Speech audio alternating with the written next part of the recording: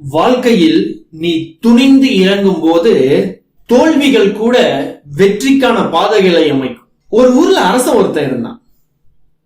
அதிகாலையில தினமும் அவன் தூங்கி எந்திரிச்சதும் சூரியனை பார்க்கறது வழக்கம்.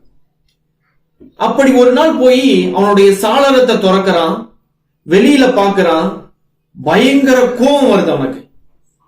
என்னன்னா சூரியனுக்கு பதிலா அந்த இடத்துல ஒரு பிச்சைக்காரன் இருக்கான். பிச்சைக்காரன் மூஞ்சில முழிச்சிட்டோமே அப்படின்னு சொல்லி பயங்கர கோபத்தோட வேகமா திரும்புறான். செவுத்துல இடிச்சிட்டு தலையில இருந்து ரத்தம் வந்துடும்.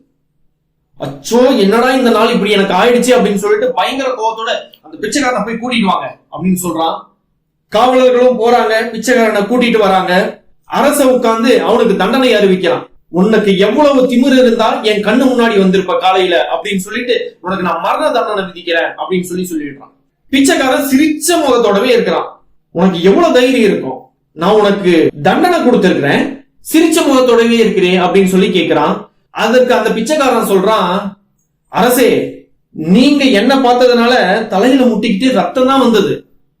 ஆனா நான் உங்க மூஞ்சில முழிச்சதுனால எனக்கு மரண தண்டனையே கிடைச்சிருக்கு பாருங்களேன் அப்படின்னு சொல்றான். அரசு ஒரு நிமிஷம் யோசிக்கிறான்.